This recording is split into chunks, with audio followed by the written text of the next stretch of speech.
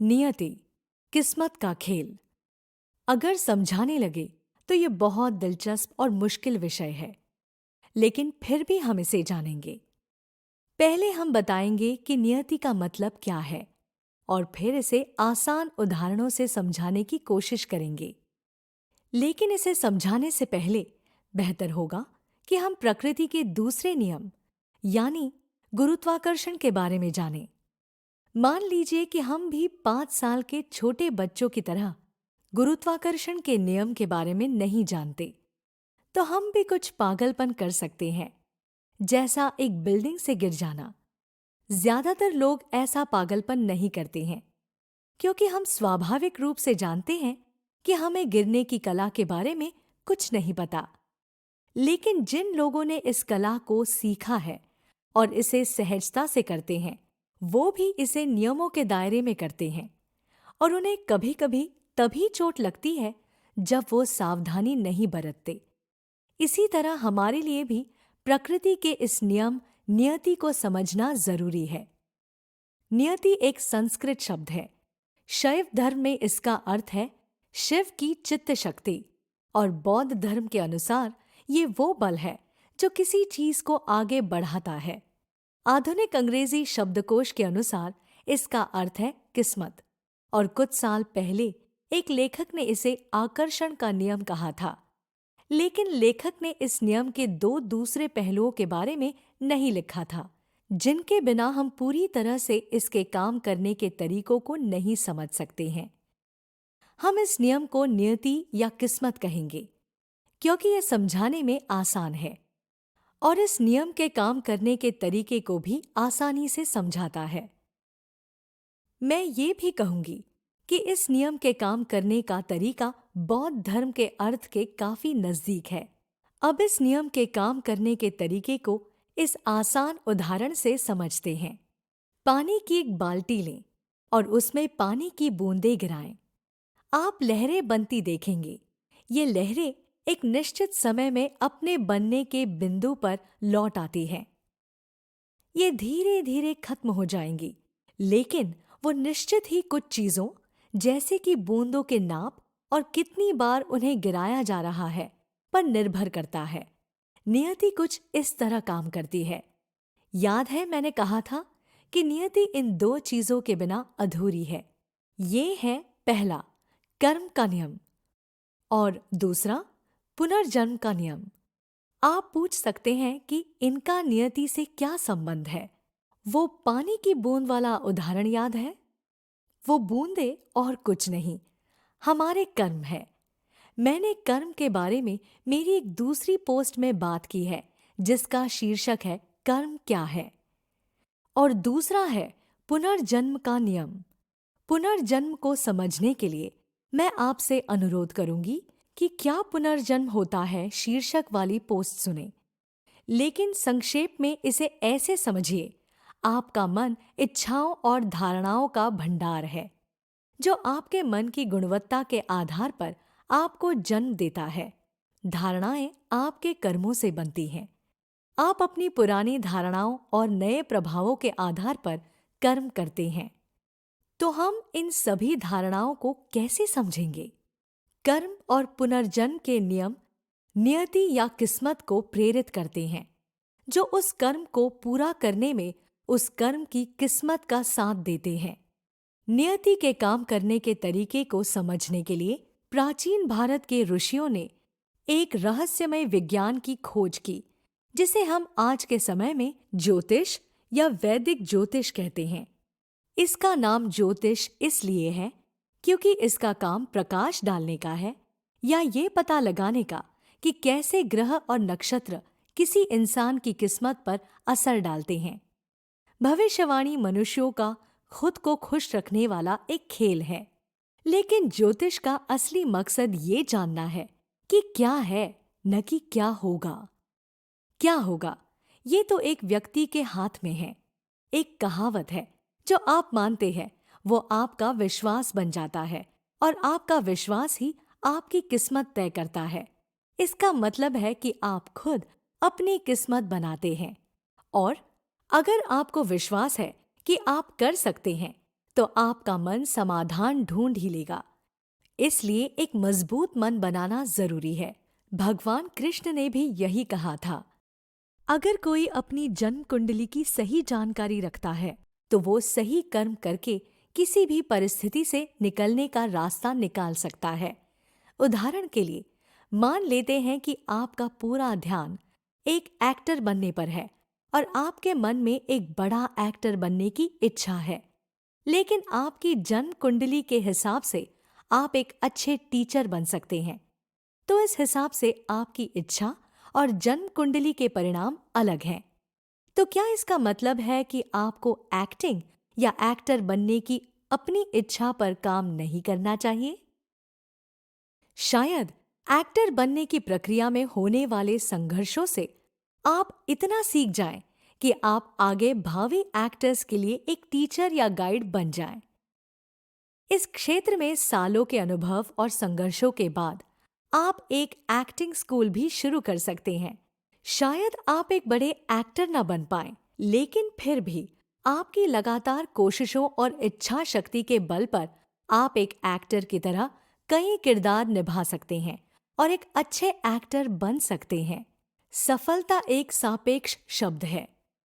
हम सफलता पाने के लिए पैदा नहीं होते, बल्कि हम अपनी तीव्र इच्छाओं को पूरा करने के लिए पैदा होते हैं।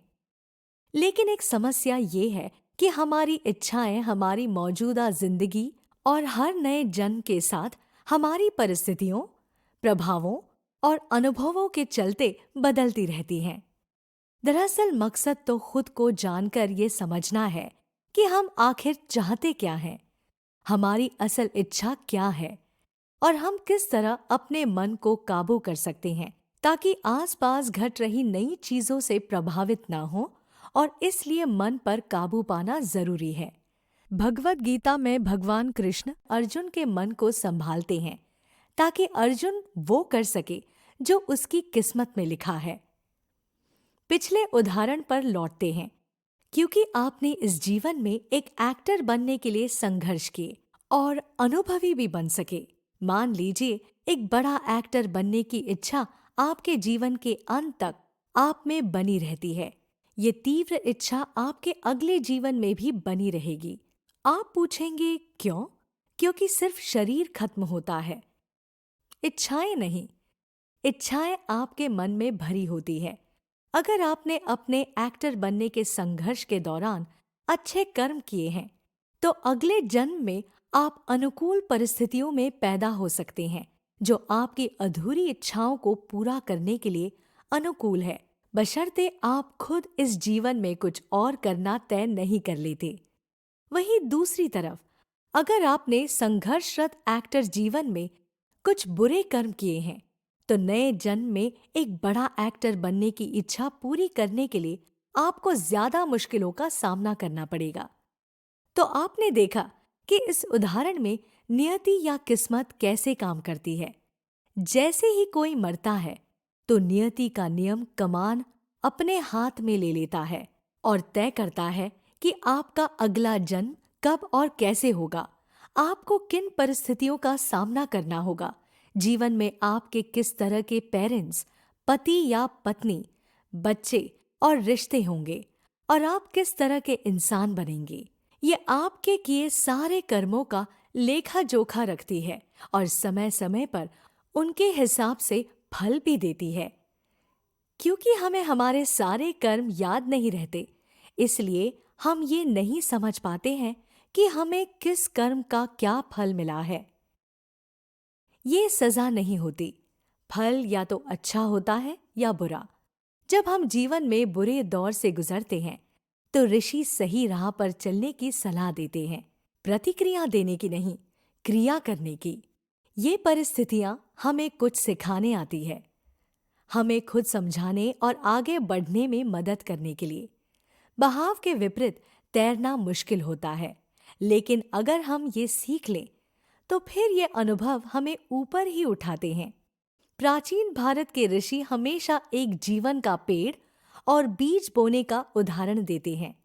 जो आप बोते हो वही आप काटते हो।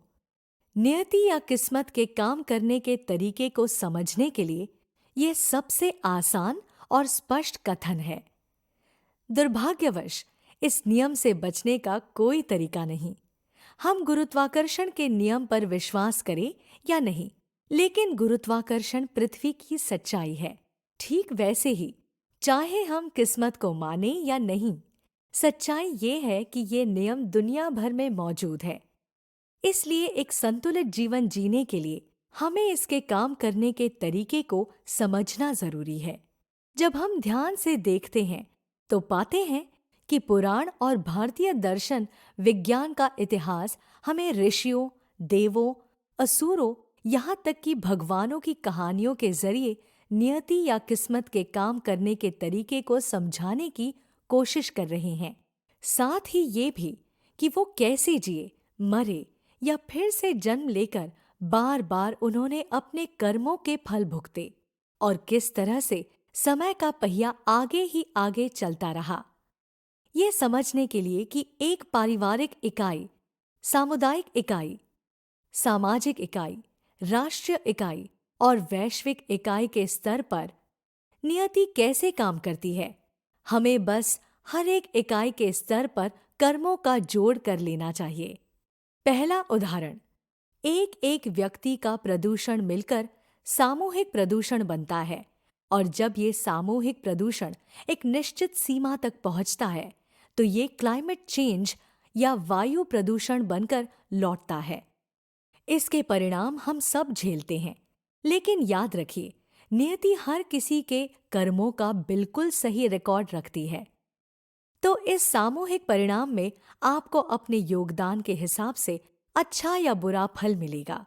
आपका योगदान जितना ज्यादा होगा, उसके उतने ही बड़े परिणामों का आपको इस जीवन में या आगे आने वाले कई जीवन में सामना करना होगा। कोविड-19 के समय में बहुत से लोगों की मृत्यु हुई। हम कह सकते हैं कि उन्होंने अपनी नियति या किस्मत का फल भुगता, और बहुत से लोग ऐसे रहे जिन पर कोविड-19 का कोई असर नहीं हुआ। दूसरा उदाहरण, उद्यम या उद्यमी या तो लालच की वजह से या फिर समझ और समझदारी की कमी की वजह से ऐसी चीजें या तरीके बनाते हैं जिनसे प्रकृति, जानवरों और इंसानियत का नुकसान होता है। उन्होंने एक चीज को बढ़ावा दिया है, और अगर और लोग पैसे, नीतियों, नियमों और मीडिया के जरिए इसे प्रोत्साहित करते हैं तो समय के साथ यही चीज फ्लू, क्लाइमेट चेंज या प्रदूषण या किसी अनजान बीमारी के रूप में हमारे पास लौट कर आएगी। सोचिए कि एक करोड़पति है जो दुनिया को बदलना चाहता है और वो हल करने के लिए एक समस्या ढूंढ रहा है।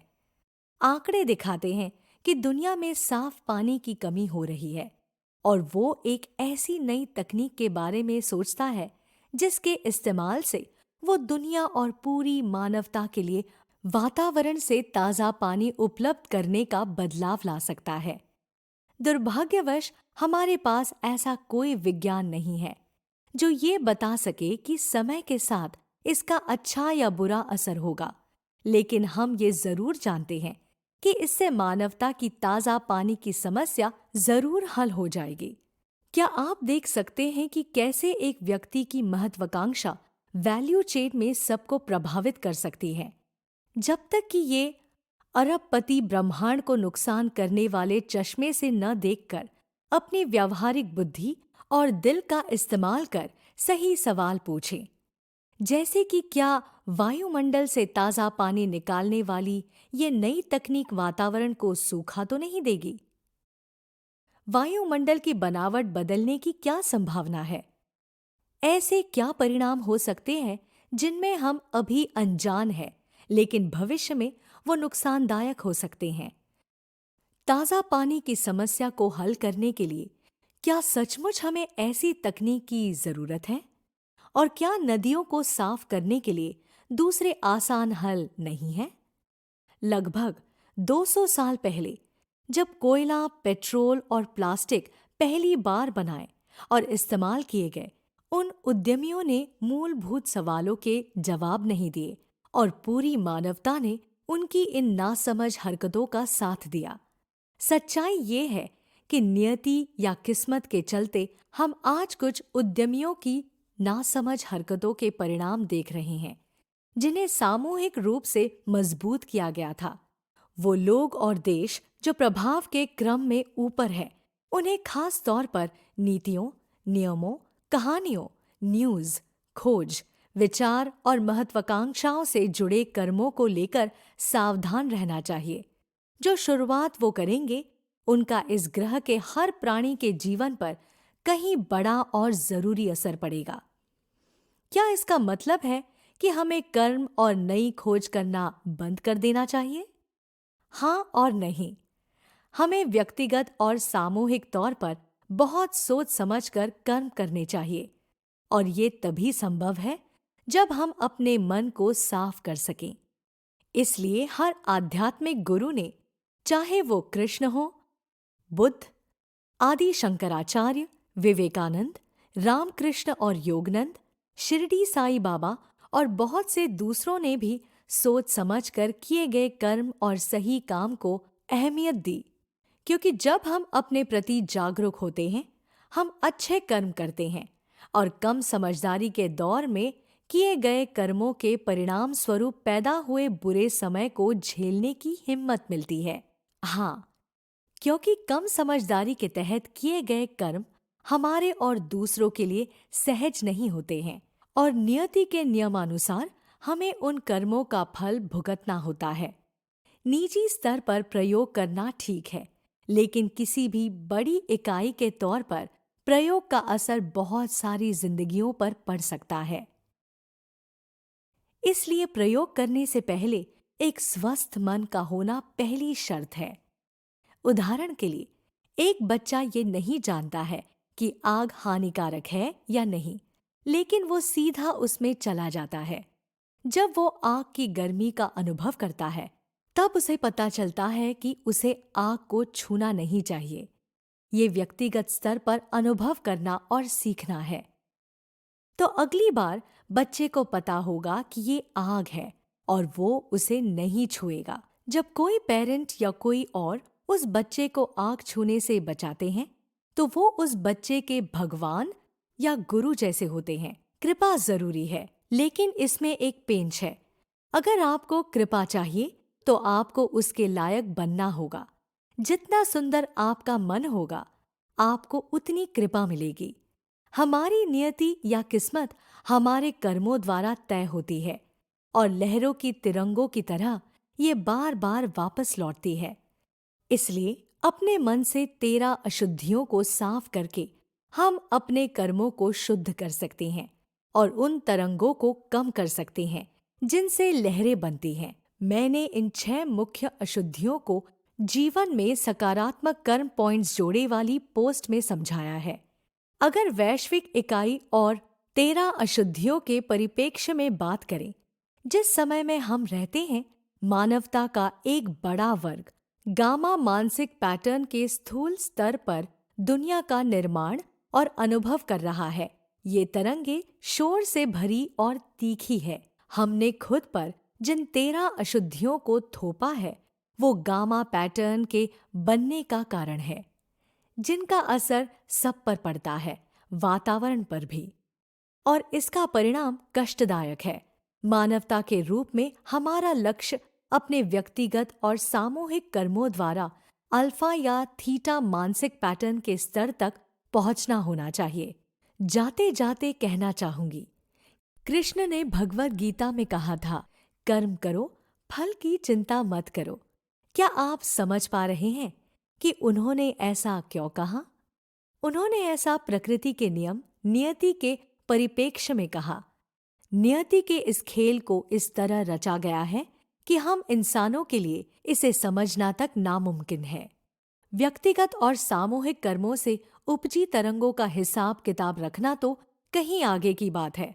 हम इन लहरों से तभी ऊपर उठ सकते हैं जब हमें अपने कर्म और धर्म का ज्ञान हो और हम धर्म के रास्ते पर चलें।